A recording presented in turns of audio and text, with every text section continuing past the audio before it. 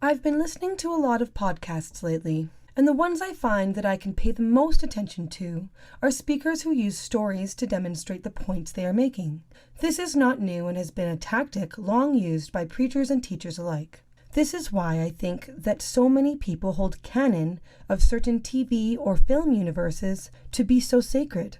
As those living in the modern age, it may seem like we no longer need narratives or myths for our sense of identity, but I would argue that film performs the function that used to be held by myth. There are certain movies that have gained myth status and can be placed under the category of stories of old.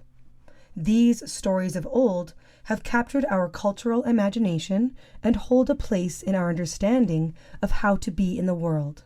The original Star Wars is a good example of a myth-like story that shows its audience a nuanced view of good and evil.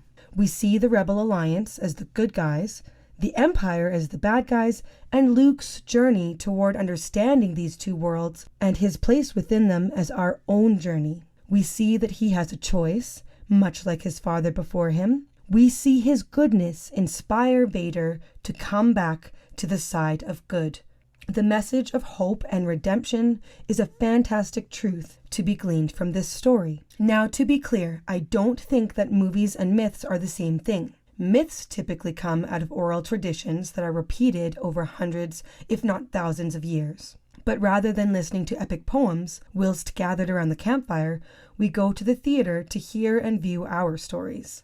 Much of mythic structure can be seen in films like Star Wars, Lord of the Rings, The Matrix, Harry Potter, and many others.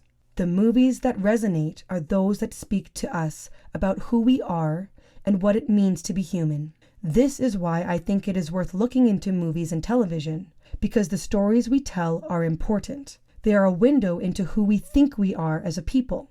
Here on my channel, I've been searching to understand the feminine, and I will focus on both successful and unsuccessful ways that movie makers have gone to represent the feminine or heroines in film. I plan on exploring other themes that catch my eye, but this will be my main focus, as I think it's something that storytellers are missing the mark on quite often as of late. If there's a movie or series that shaped you, that you would consider to be your modern myth, please share it in the comments. Thanks for taking the time to listen, and I will leave you with a quote from J.R.R. Tolkien to his friend C.S. Lewis. Just as speech is invention about objects and ideas, so myth is invention about truth. We have come from God, and inevitably the myths woven by us, though they contain error, will also reflect a splintered fragment of the true light, the eternal truth that is with God. Indeed, only by myth-making, only by becoming a sub-creator and inventing stories can man ascribe to the state of perfection that he knew before the fall. Don't forget to like, subscribe, and share this video if you enjoyed it. I'm Andrea with the Bangs, and keep seeking meaningful stories. Editing Andrea here.